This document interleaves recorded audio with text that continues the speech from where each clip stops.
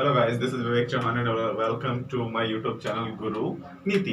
अब देखो, जैसा कि हमने अपने लास्ट वीडियो में जो पढ़ा था, लास्ट वीडियो में हमने पढ़ा था, एक में पढ़ा था केमिकल रिएक्शन यानी कि रासायनिक अभिक्रिया, और जो हमारी दूसरी वीडियो थी उसमें हमने पढ़ा था केमिकल इक्वेशन यानी कि रासायनिक समीकरण। और जो आज हम जो पढ़ने जा रहे हैं, आज हम पढ़ेंगे रासायनिक अभिक्रिया के प्रकार यानी कि टाइप्स ऑफ केमिकल रिएक्शन यानी कि टाइप ऑफ केमिकल रिएक्शन। जो हमें टोटल टाइप ऑफ रिएक्शन पढ़नी है वो 5 टाइप की केमिकल रिएक्शन के टाइप्स पढ़ने हैं। पहला हमें पढ़ना है कॉम्बिनेशन रिएक्शन यानी कि संयोजन अभिक्रिया। दूसरा पढ़ना है हमें डीकम्पोजिशन रिएक्शन यानी कि वियोजन अभिक्रिया। थर्ड हमें पढ़ना है डिस्प्लेसमेंट रिएक्शन यानी कि विस्थापन अभिक्रिया। और जो चौथा हमें पढ़ना है वो पढ़ना है द्विविस्थापन अभिक्रिया यानी कि डबल डिस्प्लेसमेंट रिएक्शन। और पांचवा हमें पढ़ना है रिडॉक्स रिएक्शन। क्या पढ़ना है हमें पांचवा? रिडॉक्स अभिक्रिया। ठीक है। अब देखो, जो पहली हमारी टाइप ऑफ रिएक्शन है वो है हमारी कॉम्बिनेशन रिएक्शन। कौन सी है? Combination reaction. कॉम्बिनेशन रिएक्शन यानी कि संयोजन अभिक्रिया।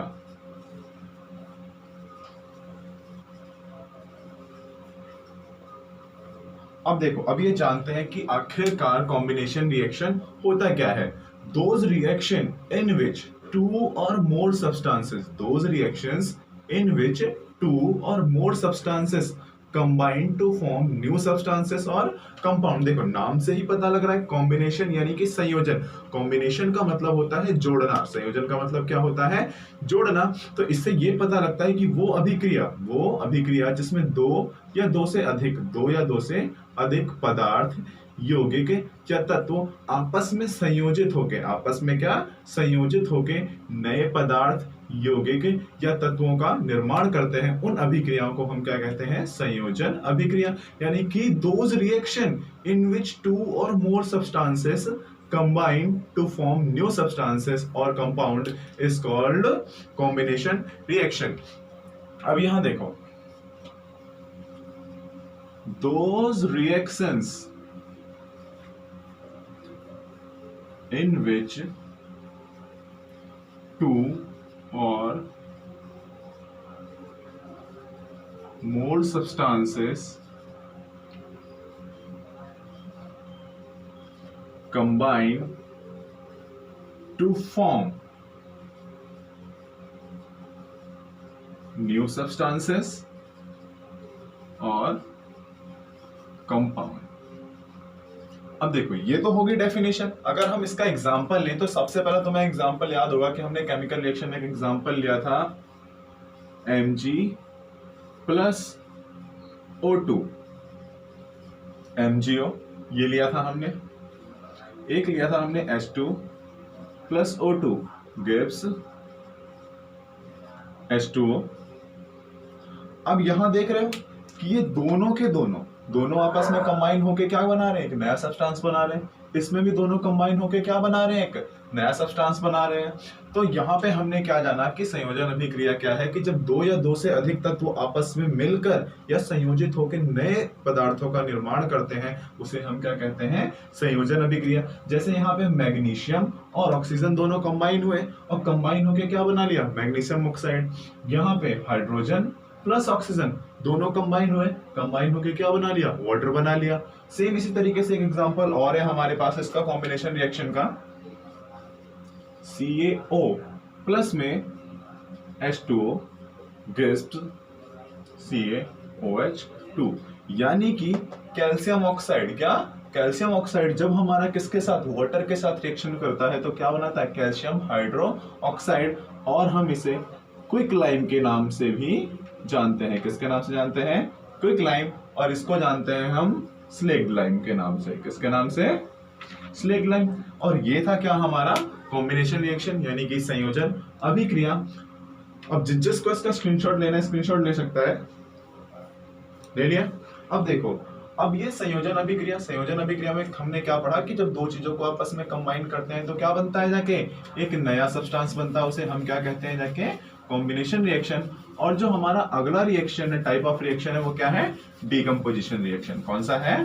डीकम्पोजिशन रिएक्शन यानी कि वियोजन अभिक्रिया। अब नेक्स्ट है हमारा डीकम्पोजिशन रिएक्शन यानी कि वियोजन अभिक्रिया।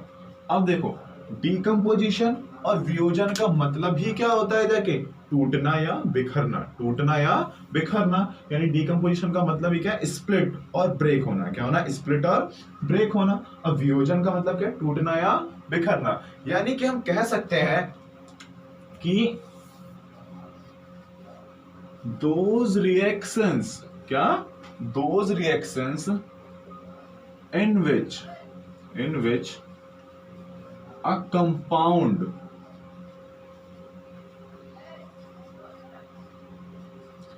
splits up with the help of heat, light or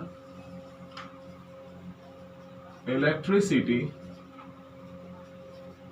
into two or more simpler substances। यानी कहने का मतलब क्या है कि वह अभिक्रिया जिसमें हमारा कोई भी एक यौगिक किसकी सहायता से, ऊष्मा, प्रकाश और विद्युत, ऊष्मा, प्रकाश और विद्युत की सहायता से दो या दो से अधिक पदार्थों में क्या होता है, जाके विभाजित होता है, उसे हम क्या कहते हैं, वियोजन अभिक्रिया। यानी कहने का मतलब क्या है, वो रिएक्शन, यानी कि those reaction in which a compound, यानी कि वो रिएक्शन जिसमें हमारा एक कंपाउंड किसकी मदद से, हीट, लाइट और इलेक्ट्रिसिटी की मदद से टू और मोर, यानी दो या दो से ज्यादा सिंपलेस्ट सब्सटेंसेस में जब ब्रेक होता है तो उसे हम क्या कहते हैं, डीकंपोजिशन रिएक्शन। अब मैंने यहां पे तीन वर्ड यूज करे। पहला क्या लिया, हीट की मदद से। अगला वर्ड क्या लिया मैंने, लाइट की मदद से।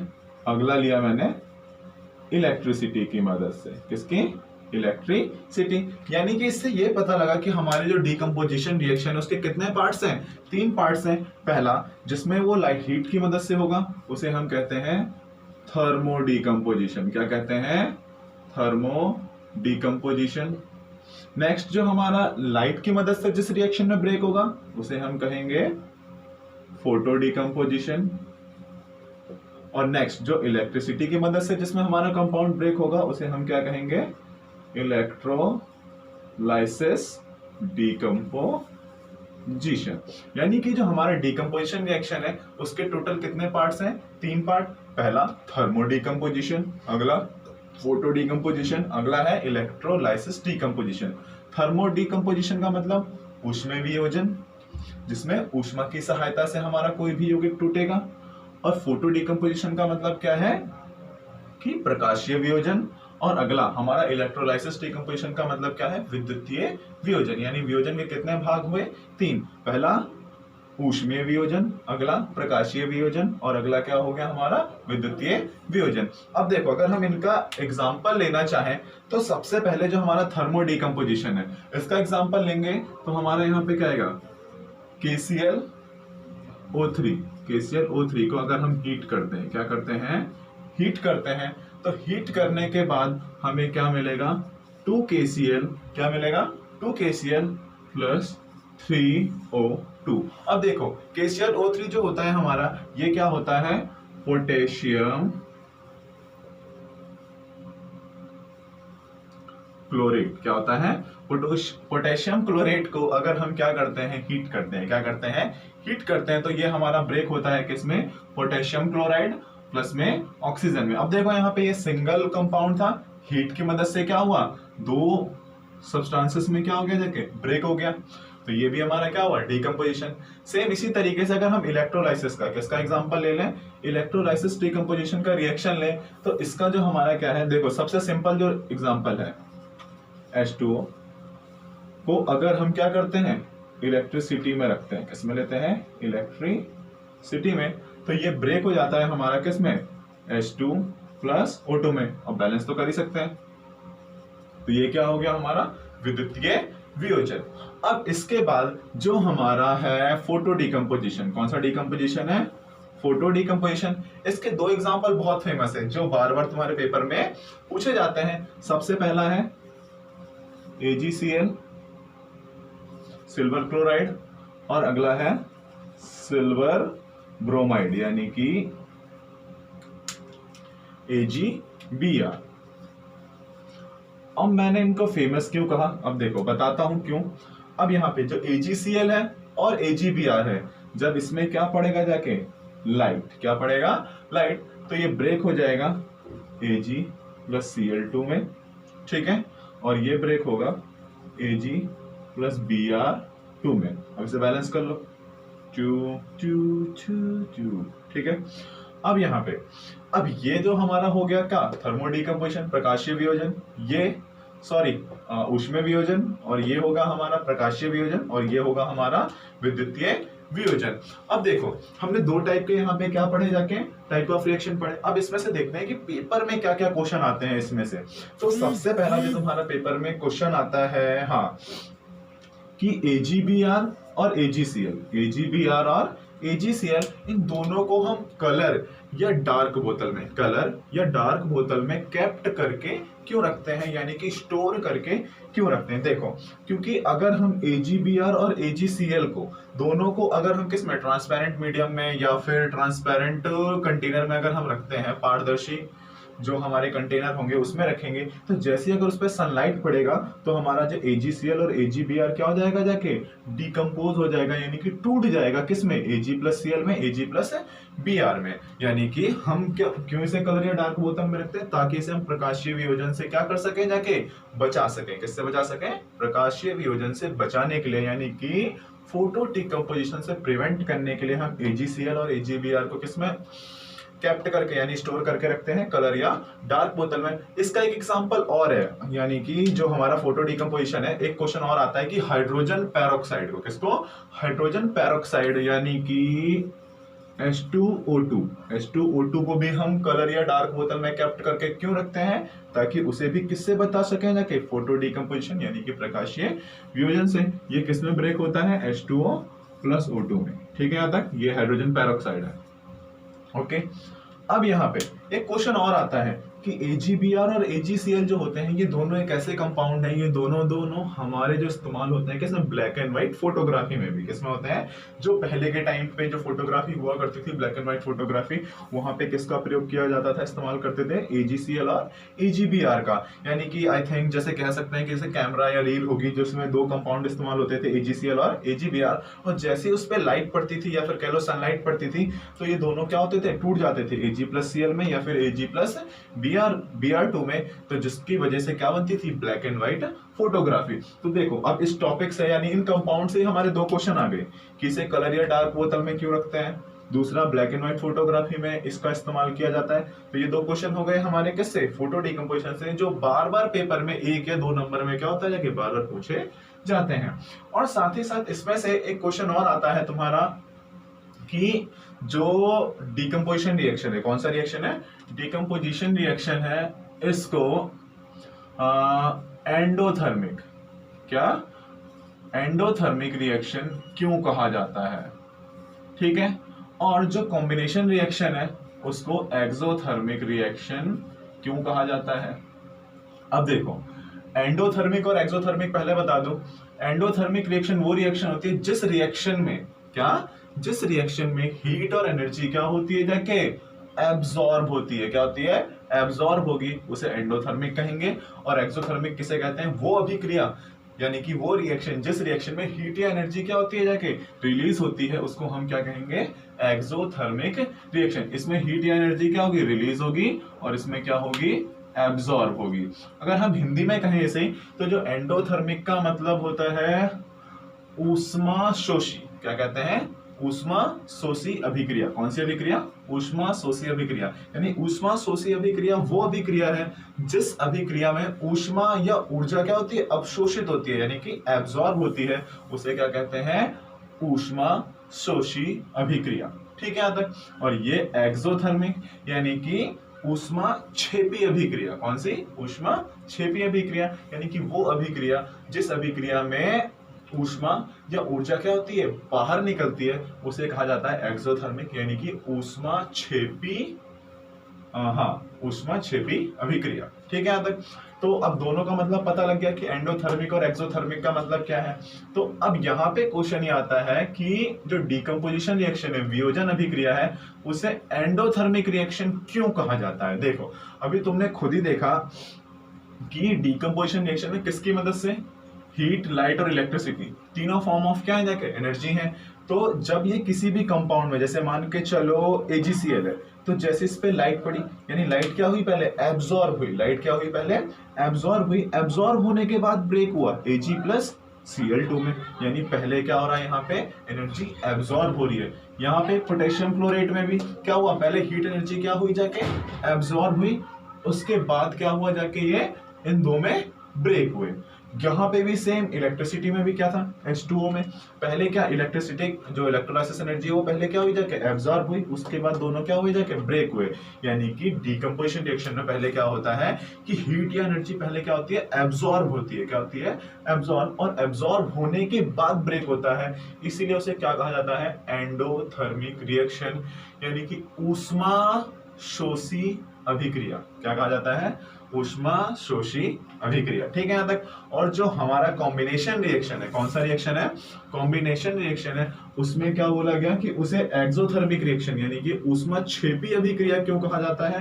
तो क्यों कहा जाता है, इसलिए कहा जाता है क्योंकि जब भी कोई दो या दो से ज्यादा कंपाउंड आपस में क्या होते हैं, जाके कंबाइन होते हैं, तो उसमें से क्या रिलीज होती है, जाके हीट या फिर एनर्जी क्या होती है, रिलीज होती है, जिसकी वजह से उसे क्या कहा जाता है, एक्सोथर्मिक रिएक्शन, यानी कि ऊष्मा क्षेपी अभिक्रिया। ठीक है, यहाँ तक। अब इन्हीं दो टर्म से एक क्वेश्चन और आता है तुम्हारे एग्जाम में कि जो रेस्पिरेशन का प्रोसेस है, कौन सा प्रोसेस है, रेस्पिरेशन का प्रोसेस है, उसे एक्सोथर्मिक रिएक्शन क्यों कहा जाता है। किसका, जो रेस्पिरेशन का प्रोसेस है, कौन सा प्रोसेस है, रेस्पिरेशन के प्रोसेस को एक्सोथर्मिक रिएक्शन क्यों कहा जाता है। देखो जब रेस्पिरेशन का प्रोसेस होता है, यानी कि श्वसन की प्रक्रिया, कौन सी प्रक्रिया, श्वसन की प्रक्रिया में क्या होता है कि जो ग्लूकोज, कौन सा, ग्लूकोज जो पाचन द्वारा मिला है, और श्वसन के द्वारा जो हमने क्या लिया, जाके यानी रेस्पिरेशन के द्वारा हमने क्या लिया, ऑक्सीजन। जब ग्लूकोज और ऑक्सीजन आपस में दोनों कंबाइन होते हैं, आपस में दोनों क्या होते हैं, कंबाइन होते हैं, तो क्या फॉर्म करते हैं, CO2 प्लस में H2O, और साथ ही साथ क्या रिलीज करते हैं, एनर्जी। और उस एनर्जी के रिलीज होने की वजह से उसे क्या कहा जाता है, एक्सोथर्मिक रिएक्शन, यानी कि ऊष्मा क्षेपी अभिक्रिया कहा जाता है। किसको, श्वसन को। ठीक है यहाँ तक। और एक क्वेश्चन और आता है तुम्हारे पेपर में कि जो फोटोसिंथेसिस का प्रोसेस है, यानी कि प्रकाश संश्लेषण की प्रक्रिया है, कौन सी है, प्रकाश संश्लेषण की प्रक्रिया, यानी कि फोटोसिंथेसिस का प्रोसेस है, उसे एंडोथर्मिक रिएक्शन क्यों कहा जाता है, यानी कि ऊष्मा क्षेपी अभिक्रिया क्यों कहा जाता है।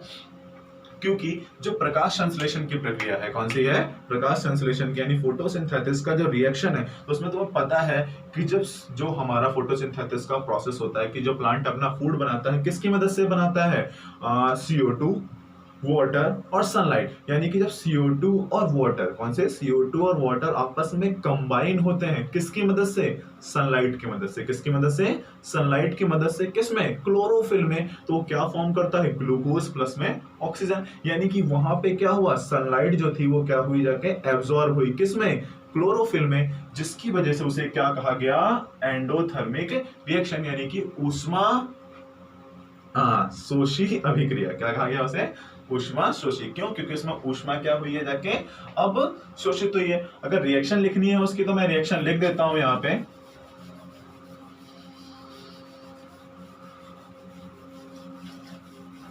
अब देखो जो हमारा ग्लूकोज है, क्या है, ग्लूकोज का फॉर्मूला सबको पता होगा, C6H12O6। जब हमारा ग्लूकोज, जब हमारा क्या है, ग्लूकोज किसके साथ रिएक्शन करता है, वाटर के साथ, किसके, सॉरी, ऑक्सीजन के साथ रिएक्शन करता है, तो रिएक्शन करके क्या बनाता है, CO2 प्लस में वाटर प्लस में क्या रिलीज करता है, जाके एनर्जी। क्या रिलीज करता है, एनर्जी। ये हमारी रिएक्शन थी रेस्पिरेशन की, किसकी, रेस्पिरेशन की, जिसमें क्या रिलीज हो रही है, जाके एनर्जी रिलीज हो रही है। ठीक है। अब यहाँ पे जो अगला है हमारा फोटोसिंथेसिस, कौन सा, फोटोसिंथेसिस। अब जो फोटोसिंथेसिस है, जिसे क्या कहा गया है, एंडोथर्मिक, एंडोथर्मिक, और इसे क्या कहा गया है, एक्सोथर्मिक। अब जो हमारा रेस्पिरेशन है, क्या है, रेस्पिरेशन है, उसमें जो हमारा CO2 है किसके साथ कंबाइन होता है, वाटर के साथ। किसके साथ, वाटर के साथ। किसकी मदद से, सनलाइट की मदद से। किसमें, क्लोरोफिल में। किसमें होता है, क्लोरोफिल में। तब ये क्या बनाता है, हमारा ग्लूकोज। क्या बनाएगा, ग्लूकोज, C6H12 और सॉरी H12O6 प्लस में, और क्या बनाता है, ऑक्सीजन। तो ये दो रिएक्शन थी हमारी, ये फोटोसिंथेसिस की और रेस्पिरेशन की। अब देखो जो हमारी जो नेक्स्ट वीडियो है, अपने नेक्स्ट वीडियो में जो हम पढ़ेंगे वो पढ़ेंगे सबसे पहले displacement reaction, double displacement reaction और रेडॉक्स रिएक्शन। ठीक है, और जितना भी हमने आज पढ़ा, अगर किसी को डाउट हो तो कमेंट सेक्शन में अपने डाउट्स को मेंशन कर सकता है। ठीक है, तक बाय, सी यू।